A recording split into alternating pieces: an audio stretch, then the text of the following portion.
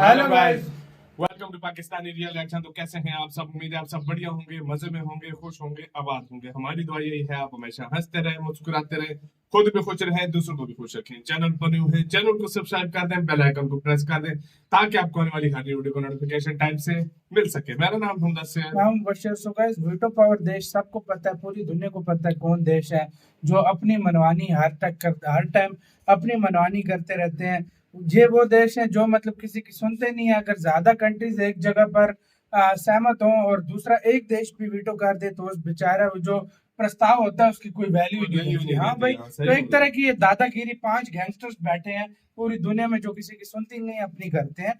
तो क्या सीन है, भारत ने वीटो पावर के 5 देशों को सीधी चेतावनी दे डाली है वीटो पावर के लिए, क्योंकि भारत इस टाइम सबसे ज्यादा डिजर्व करता है। भारत को ऊपर से बोलते हैं हम देंगे, लेकिन बीच में वो कमीना कोई भी भाई देश नहीं चाहता कि भारत को मिले। भाई सीधी सी बात है। और भारत कब से उनको कह रहा है कि वीटो पावर दो, नहीं तो उसका कोई महत्व ही नहीं रहेगा। हाँ भाई, और जाहिर बात है अगर भारत को ना मिले तो उसका कोई इंपॉर्टेंस ही नहीं रहेगी।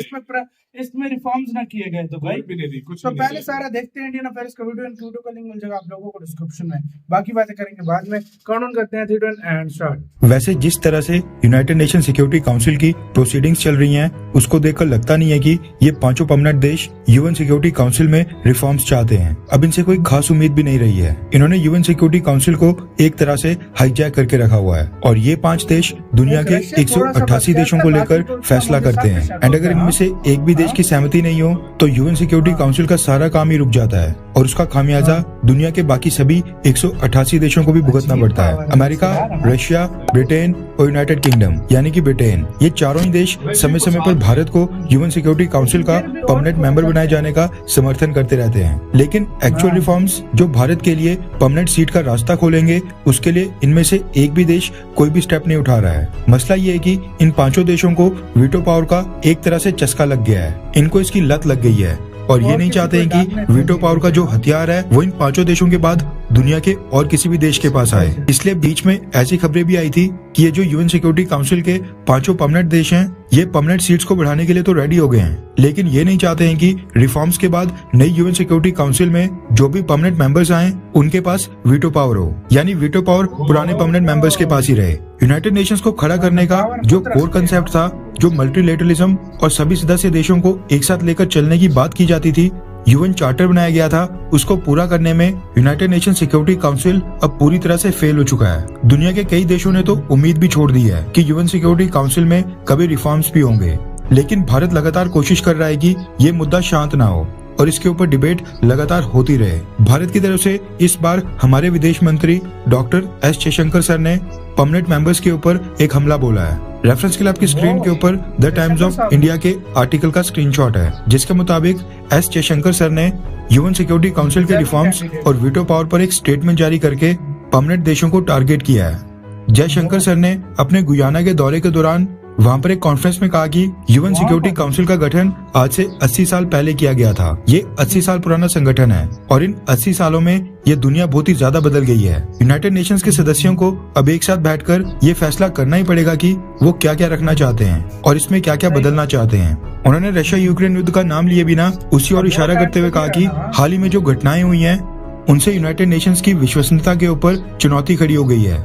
यूनाइटेड नेशंस के अंदर रिप्रेजेंटेशन के ऊपर जितनी कमांड होनी चाहिए उतनी नहीं है। जयशंकर सर ने आगे कहा कि भारत इस दुनिया की सबसे बड़ी आबादी वाला देश है। इस दुनिया के सबसे ज्यादा लोग भारत में रहते हैं। भारत दुनिया की 5वीं सबसे बड़ी अर्थव्यवस्था है। हम कई सारे माध्यमों से दुनिया भर में अपना योगदान दे रहे हैं, इसलिए हमें लगता है कि भारत यूएन सिक्योरिटी काउंसिल के टेबल के ऊपर एक परमानेंट सीट का बिल्कुल सही हकदार है। जयशंकर सर ने आगे कहा कि ये बस भारत की बात नहीं है, यूएन सिक्योरिटी काउंसिल में लैटिन अमेरिका से भी कोई रिप्रेजेंटेशन नहीं है, पूरे के पूरे अफ्रीका से भी कोई भी देश नहीं है। वैसे देखा जाए तो प्रधानमंत्री मोदी के आने के बाद वीटो पावर के लिए भारत ने अपनी कोशिशें काफी तेज कर दी हैं और अब भारत अपनी मांग को लेकर काफी ज्यादा वोकल हो गया है। लेकिन आपको क्या लगता है कि क्या आगे आने वाले 8 से 10 सालों में भारत को वीटो पावर मिल सकती है, हाँ या फिर ना?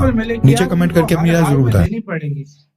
इसी सबसे पहले तो मैं बोलूंगा 8-9 साल लगाने वाले क्या, इससे पहले उनको देना पड़ेगा। जिस तरह का प्रेशर डाला ना, क्योंकि भारत की फुल अगर हट गई तो भारत इसको स्वीकार ही नहीं करेगा, और पीछे पीछे और देश भी बोलेंगे भाई हमारे कोई वैल्यू नहीं है, हमेशा वीटो पावर बकचोदी कर देते हैं, तो हम क्या बीच में भाई वोट दे करते हैं। इससे मेरी नजर में सबसे पहले अगर वो नहीं मान रहे ना, तो सबसे पहले मेरी नजर में इंडिया को चाहिए कि जो उसके दोस्त मुल्क है ना, उनको साथ में उनको मिलाए बिल्कुल, और जापान और इनके साथ संगठन बनाए, और भाई बिल्कुल इनको डंडा दे। भाई भारत ने बहुत बड़ी गलती की थी चाइना को वीटो पावर देकर, भारत को अच्छी भली मिल रही थी, लेकिन भारत ने मतलब उस टाइम भारत बिल्कुल मतलब एज अ पीस, बिल्कुल पीस चाहता था दुनिया से, और भारत ने उस टाइम दे दी, लेकिन बहुत बड़ी वो गलती थी भाई, यकीन करो। वो वीटो पावर आज वही चाइना बकचोदी करते हैं उधर वीटो पावर में बैठ कर भाई, जो पावर मतलब एक तरह से चाइना को भारत की तरफ से मिली है भाई, आप अंदाजा लगाओ। और अब ये भारत को हर हाल में मिलनी चाहिए यार। कैंडिडेट क्या, दुनिया का पहले नंबर पे पॉपुलेशन वाला देश भारत बन गया, लगभग बन ही गया यार। हाँ, असल में एक और बात भी है ना यार, 80 साल हो गए उसमें उसी तरह ही चल रहा है। 80 साल से भाई अभी वर्ल्ड वॉर का जमाना खत्म हो गया, अभी ये नया जमाना चला गया। वर्ल्ड वॉर गई, तेल लेने वो तब तुम लोगों ने बना लिए थे, वो अलग बात थी। अभी तुम 80 साल हो गए, आज के जमाने में और उस जमाने में फर्क है।